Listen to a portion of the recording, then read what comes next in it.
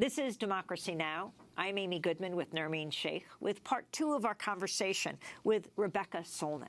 Rebecca Solnit, the historian, the essayist, the writer, the activist. Her acclaimed essay, Men Explain Things to Me, celebrating its 10th anniversary this month. In fact, she's in New York. Tonight she'll be doing a big event at Cooper Union. Among her books, Hope in the Dark, and most recently, Mother of All Questions. She's contributing editor to Harper's, where she's the first woman to regularly write the Easy Chair column. I want to ask you about that. First woman to write the Easy Chair column? You know, it's really embarrassing being Jackie Robinson in the 21st century. What I think about Harper's is like, why didn't they hire Willa Cather in 1911? Why didn't they hire Hannah Arendt in 1950? But it took a while, but there I am, in a chair that isn't always easy. And what about this, your recent book, The Mother of All Questions? What's that about? It's another anthology of feminist essays with a major new essay in it that hadn't been published before called A Short History of Silence, looking more broadly at this question of how pretty much everyone in this culture gets silenced one way or another, and the kind of reciprocal silences of men and women, and the strategies from the kind of deep cultural imperatives to you know, things like, as we were talking about non-disclosure agreements that silence women. But what is this, reciprocal silences between men and women? How are men silenced? Is that what it suggests? There's a beautiful line by Bell Hooks, I would have to flip through the book to dig up, about how men, the first violence of violence men is against themselves. You know, something that, you know, I think is really important, that before you can commit violence against someone else, you have to have killed off something within yourself, some of the empathy, connectedness that I think is inherent in undamaged human beings. So, and then more broadly, all the things men can't say, aren't supposed to feel, aren't supposed to be. And you know, men also have strict codes of enforcement about what they can do and say, you know, which a lot of them, speaking as somebody who grew up among gay men in San Francisco, have broken free of, but a lot of them haven't. Could you read to us? You are a wonderful writer. Can you read to us from The Mother of All Questions? Again, Rebecca Solnit, writer, historian, activist. Her latest book, The Mother of All Questions, with new essays in it. If the right to speak, of having credibility, of being heard, is a kind of wealth, that wealth is now being redistributed. There has long been an elite with audibility and credibility, an underclass of the voiceless. As the wealth is redistributed, the stunned incomprehension of the elites erupts over and over again, a fury and a disbelief that this woman or child dared to speak up, that people deign to believe her, that her voice counts for something, that her truth may end a powerful man's reign. These voices heard upend power relations. And I wrote that before the Harvey Weinstein incident and used Dominique Strauss-Kahn, which I found so compelling when it happened in 2011, you know, and how it played out in both the good and bad ways, the ways that she was attacked, the way that she nevertheless, like Anita Hill, who was also attacked, you know, exerted tremendous power and in some ways transformative power. So who is heard and who is not defines the status quo. Those who embody it, often at the cost of extraordinary silences within themselves, move to the center. Those who embody what is not heard or what violates those who rise on silence are cast out. By redefining whose voices are valued, we redefine our society and its values. And you know, this is such a broad thing, whether you're talking about the Coalition of Immokalee Workers, which has given a voice to undocumented farm workers, about these kids, 1 million strong, standing up and making children's voices heard, voices against gun violence, or this new phase of the women's movement, or so many of the other voices we've heard. There is an extraordinary redistribution of power going on in this moment. And I find it pretty thrilling and kind of hopeful, despite everything. Well, in the piece we discussed in part one of the interview, your Harper's piece, one of the things that you also say is that when the powerful insist that nobody knows, what they mean is that their acts are witnessed by nobodies. nobody knows. So can you talk about that, the importance of that, and also especially in the context of what the incident that you just mentioned, Dominique Strauss-Kahn, the IMF director at the time in 2011, when he assaulted this maid in a hotel in New York City. Talk about the power differential there and how, of course, he must have perceived her as nobody. Yeah, there's a wonderful essay by David Graeber in The Guardian that came out, in the wake of this Me Too moment about his mother's own sort of trauma with sexual harassment in the New York theater, in the mid-20th century, where he talks about seeing another story, being a man who wasn't that, could say woke, seeing another story about a hotel worker being assaulted by a powerful man the same week, thinking, is this a weird coincidence? And then realizing, like, this must happen all the time and we just don't hear about it. And you see whether it's Donald Trump saying the 19 women charging him with sexual assault and harassment are all liars, the way people insisted that the women coming forward to talk about Bill Cosby were all making stuff up, so that we're being told that Cosby's word had more power than 5 women, 10 women, 20 women, eventually 60 women. And Dominique Strauss-Kahn, Weinstein, and there is an assumption that I can discredit this woman, no one will listen to them, I can shame them into silence, I can sue them into silence with legal threats. And the Stormy Daniels case is pretty amazing. I have so much admiration for her fearlessness and her wit, and she is going after the most powerful man in the world, and she may bring him down. I understand other women are emerging with similar stories, in addition to those 19 women I mentioned before. And she's saying, no, I don't have any reason to keep this secret, and I will not be silent. And you can see that assumption, that Trump did this on an assumption of silence, and that when that's broken, the powerful are scared. And it happens, I write a lot about feminism, but I always see it as analogous to other situations of inequality, of unequal voices. You hear about people who are considered to be low-ranking, the people who are the servants, people, children, people who are, police against people they've arrested. And we've heard this so many times with Black Lives Matter, the police saying, this is what happened. And it's partly thanks to cell phone video that we've been able to finally convince a lot of people who weren't willing to believe others that actually the police lie a lot, and this person was shot in the back, that this person did not have a weapon, this person was not posing a threat. And I think that there's a kind of democracy of voices that creates a regime of truth, and an inequality that creates a kind of regime of lies, and that as power differentials shifts, the economy of truth and voice shifts in ways that are pretty fascinating. Talk about how these movements feed on each other. You have the immigrants' rights movement. President Trump, talking about how he loves the young people protected by DACA, and then he withdraws the protections of DACA from them. You, of course, have the Me Too movement, of course, the videotape of Trump saying, I can't help myself, I just grab women, grab their genitals. Yeah. You have right now, the students from Parkland, we just learned about another young woman who was killed, a high school student in Alabama. So people are saying people should be silent for 18 minutes instead of 17. Let's not forget that black children are killed 10 times more often than white children by guns, people using guns. But one movement after another, the kind of intensity that is building in the era of Trump.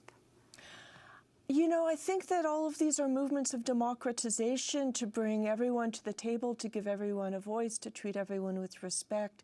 That goes for the Coalition of Immokalee Workers, which I've admired immensely for 15 years or more, and, for Black Lives Matter, for the incredible resurgence of Native voices around Standing Rock and other pipeline movements. An interesting thing on this point, I was just at a forum in Brooklyn where a Native American historian is saying, let's not forget that the no DAPL movement, that gained its strength under Obama, who was very late to this game. The Black Lives Matter movement also built during the Democratic years, the years when the Democratic Party was in the ascension, you know, when President Obama, the first African-American president, was president. You know, presidents don't fix everything, you know, that movements do. And it's interesting now because we have a regime that's kind of the most sloppily vicious we've ever had. But I don't feel like they're winning. I do see these extraordinary movements, sometimes symbolic things like the replacement of a Confederate statue with a statue of Harriet Tubman last week or this week. And, you know, Richard Spencer being kind of outshouted off college campuses, kind of giving up on his strategy. You know, I see so much stuff where they currently hold the official power, but there's an unofficial power that matters, a cultural power that's coming. And two things that have made me so hopeful hopeful for a while is the fact that 50% of the people under 18 in this country are not white. The Republican Party's grasp on power is failing because they are the party of white grievance that depend on voter suppression. The voting rights movements are taking away that suppression. And then also just a new study came out that said that white Protestants are only 43% of this country. My whole life I've been told that, like, well, white Protestants are the dominant culture and ultimately they're going to have their way and the rest of us are just on the fringe and are going to have to defer to them. But that's not actually true anymore. They're only 43% of the population. And we are entering a culture that is already more diverse, in which white people are not going to be the majority for long. I'm in California, which is a white minority state. And, you know, I see this rising cultural power. I see the way that the kids coming out of Parkland who have reached out to kind of urban youth facing other kinds of gun violence, you know, already are intersectional, already get that you can, when you talk about violence, you need to talk about race and gender and class as well. And I think that there is this inclusion, this democratization, this horizontalism, this inclusion, and this rejection of violence, which is itself a kind of authoritarianism, that I have a right to determine whether you live or die. I have a right to impose on you in this ultimate way. So I think that there is an extraordinary transformation of values and of voices that we're seeing now that may prevail. I want to go back specifically to something you said about the Me Too movement. In a piece for Oprah.com, you wrote, quote, "One of the greatest dangers is that in resisting your enemy or defeating him, you become him. This is why, though punishment of sexual harassers may be necessary and appropriate, punitiveness and retaliation will not take us where we need to go." Could you explain why you think that and what you think needs to take us where we need to go? Yeah, a lot of anti-feminists like to think that feminists are just man-haters who are punitive with no sense of proportion, and some of the recent arguments have had it. But I think actually our arguments have been very different, that in fact the problems we face are cultural problems. They're deeply entrenched in the culture. It's not like you can fire these 36 men or these 365 men or these 179,000 men and we're going to solve the problem of sexual harassment. These things are built into a culture that values us differently, that gives us different levels of access and power. And the only, you know, and for me, the transformation that will matter is undoing the desire to do these things, undoing the desire to use guns as symbols of masculinity, the desire to, you know, to rape people, the desire to brutalize people. And, you know, and I see that transformation at work in the way people are raising their children, boys and girls, in the ways that we're thinking about gender and undoing some of the binaries, in the sort of delegitimization of violence that's been going on steadily for the last half century. And so it's a big, deep cultural project that's well underway and that may, in centuries to come, to look like a huge revolution, and a revolution the way they happen in this era, which isn't necessarily regime change, but transformation of things that are even bigger, deeper, and more powerful. Well, what's your response to people who've been critical of the Me Too movement, who've been saying that it's gone too far, that it's leveled all the distinctions between various forms of violence against women, and at this point it may even be doing a disservice by encompassing too much? You know, I won't say that I think some of the allegations are more serious than others, but I think what's gone too far is misogyny, because a woman is raped every minute or two in this country. A woman is beaten about every 11 seconds in this country. More than a woman a day is murdered in by partners or former partners. And, other forms of harassment are epidemic. Is that this movement will have gone far enough when these things are no longer something that impacts women's lives every day and, curtails freedom and power and confidence and equality. So it hasn't gone nearly far enough. That doesn't mean that there isn't sort of mistakes and sloppiness and confusion and et cetera, and that every person involved is perfect and clear and totally on the mark. The connection between mass shootings and violence against women, so often that it has been found that those usually white, solitary men who've been involved in these mass shootings have either abused, killed, beaten a girlfriend, a mother, a partner. Even the shooter, who we actually know so little about, astoundingly, in Las Vegas, that shot from the Mandalay Bay Hotel down at this country music concert. The Starbucks workers saying he used to come in, they dreaded him coming in every day with his partner and berating her as they would get coffee. From that to, the Adam Lanza at Sandy Hook, the first one he killed was his mother. Then he went to the school. And the guy who massacred 50 people at the nightclub in Florida, then Orlando had... Omar Mateen at Pulse. Yes, also had a history of domestic violence. And the guy who murdered people at the Planned Parenthood in Colorado a few years ago. I think that now the latest, the 3 people, white men, who were just arrested for the attack on the Minnesota mosque that happened quite a while ago. Also, an attempted attack on a women's health clinic in Illinois. One of them, a sheriff's deputy, had submitted plans to try to get the contract to build Trump's wall on the southern border. Oh, my God. Well, there are so many connections, and we've covered some of them, that there is a strong link between domestic violence and mass shooters, although mass shootings are rare and domestic violence is shockingly common. But I think there's in violence and authoritarianism. We talk about other things, about the psychology and et cetera, but the assumption that I have the right to control you, I have the right to punish you, what I want matters, what you want doesn't. And violence is a kind of voice of asserting what should be and of erasing other people's voices, either by refusing to let them say no, to self-determine, or by annihilating their voice altogether by shooting them. And in the Bay Area, we just had a terrible shooting of 3 women at a veterans facility, including Jennifer Gonzalez, who was 6 months pregnant, by an enraged veteran who took them hostage.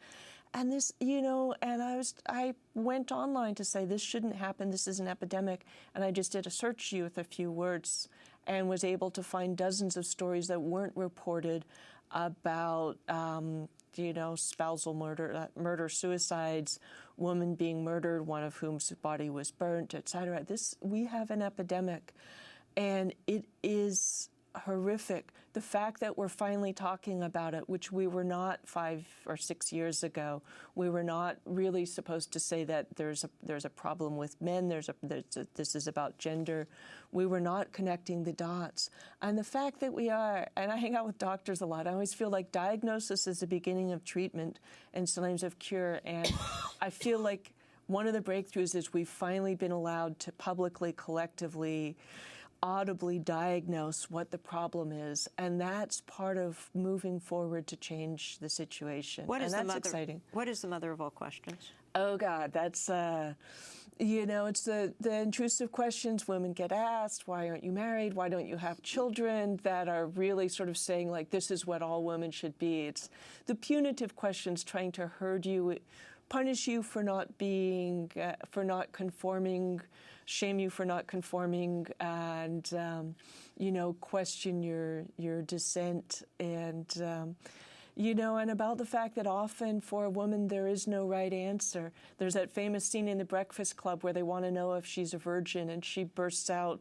that if she says yes, they'll shame her. If she says no, they'll shame her.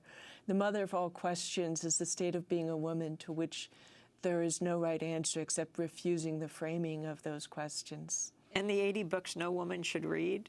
Oh, that was a really fun thing I did for the wonderful website LitHub. Esquire had this awful piece, which they've since apologized for and amended, called 80 Books Every Man Should Read, 79 of which were by men. And they weren't about what literature should do, I think, which is to make us more empathic, to make us understand the experience of people who aren't like us, of other races and genders, etc.